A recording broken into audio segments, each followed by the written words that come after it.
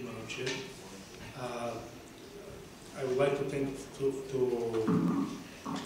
AEDH for inviting me to this event. They have invited me previously to other key conferences in France, and I'm very happy that our cooperation continues. I am the director of the European Roma Information Office. This is an advocacy organization based in Brussels. Our main activity is to advocate and lobby with the European institutions, more specifically with the European Commission and European Parliament.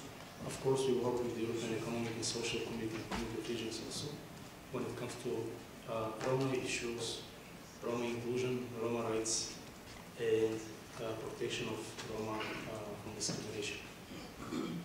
I was asked to present a short paper on the situation of Roma, and from our point of view, I'm involved in Roma issues for more than 15 years. In my previous career life, I was involved in litigation. And I believe that with litigation, we can solve the Roma issues. We have filed several, and I would say the most important cases in the European Court of Human Rights in Strasbourg. They were positive decisions, but at the end, they were not followed by member states. Since I'm in Brussels, I believe that with policies we can change the situation of Roma. Some people say that a good combination of legislation and policy making would be the key, but I still have I'm not very optimistic seeing how the situation is going and what's the direction of the Roma inclusion, Roma exclusion and discrimination going. So, it is widely recognized that Europe's Roma face persistent discrimination in all spheres of life, generalized conditions of exclusion and segregation, high levels of anti-Gypsyism from majority population. I use anti-Gypsyism. I know some institutions or officials, they reject this term, but I think this is the exact term that we could use to everything which happens to Roma. Well, here is use the term anti-Roma racism. This is also very illustrative, but in our rhetoric we use anti-Gypsyism because it's a specific form of discrimination against Roma. While considerably more attention has been paid to the ongoing human rights violations experienced by Roma in Eastern and Central Europe, Roma living in Western Europe endured similar violation of their basic civil, political, economic, and social and cultural rights.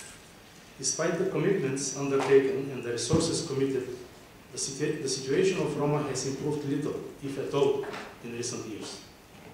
Research indicates, and this report also indicates very well, that there has been a rise in anti-Roma sentiment in some countries, fueled by concerns about migration patterns in general and in large-scale immigration of Roma in particular. The recent Eurobarometer, which was like two weeks ago or something like this, issued.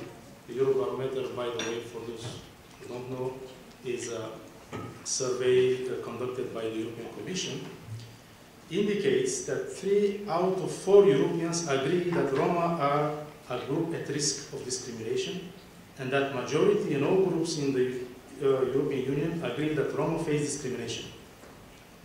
34% think citizens in their country would feel uncomfortable about their children having Roma schoolmates. Of course, this survey, the Eurobarometer, comes with many other numbers. I don't want to, just to make the presentation boring, but these 2 or 3 facts, that 3 out of 4 Europeans think that Roma are discriminated, and 34, it's between 34 and 48% of Europeans, they don't want to have their children together with Roma. Is very illustrative about how Europeans see it Roma. Many reports draw attention to the failure of uncoordinated initiatives, the lack of participation of Roma in decision-making process, the inadequacy of legislation to tackle anti-Gypsyism, and other factors which must be addressed from a new perspective. Of a particular importance is the failure of many, and in many cases well-funded initiatives, to take account of the underlying systemic discrimination which is at the root of much of the economic, social, and cultural poverty and exclusion experienced by Roma. If the question of this session is which forms does the anti-Roma racism take, I would say one of these forms is the intentional segregation of Roma communities. Improving housing or education or access to healthcare without addressing issues of segregation will bring only a short-term improvements at best.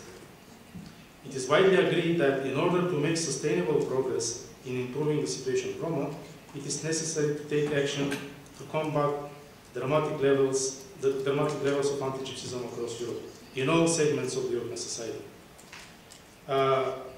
which is also continuously fueled by the media and anti-Roma rhetoric of politicians and public officials. Racist stereotypes too often serve to justify ongoing and past discrimination and inspire its continuation.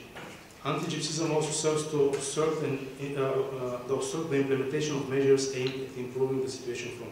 For example, measures developed at national level often remain empty promises, with local officials taking no action to implement these measures, fearing the political cost of challenging the anti-Gypsy attitude of local populations.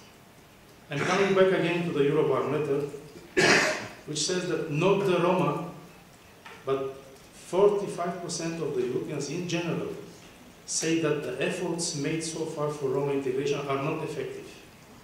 So to combat rampant anti-Gypsyism requires persistent and determined efforts. The first step is for public officials to recognize anti-Gypsyism and take the lead in openly condemning all manifestations. In addition, media has a significant role to play. Furthermore, public campaigns that combating anti-Gypsyism need to be carried out along with targeted anti-racism training of key actors such as elected officials, civil servants, police, media, teachers, and social workers. And finally, the recently adopted National Roma Strategy by 26 member states should be strategically focused and result-oriented, with adequate Roma participation and adequate funds allocated. Just one sentence, I think, is that if legislation is very successful and policy implementation is very successful, as I mentioned earlier, the first step is for public officials to recognize anti-Gypsyism. In this regard, here also, how the report indicates, is the difficult official recognition of the Gypsy genocide. So the officials should not only recognize the current human rights violence and human rights abuse Roma experience, but they have to look also at the roots, what the history has caused to them, so that today they are considered as the most hated community, people, group in the society.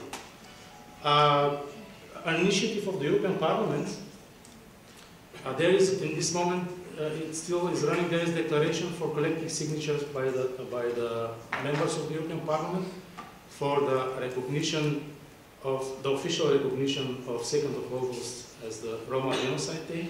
I encourage all members of the European Parliament to sign this declaration, which will be an indication for that the highest democratic institution in Europe is recognizing that Roma are in this disadvantaged position, and they will contribute to the equal treatment of Roma. Thank you for your attention.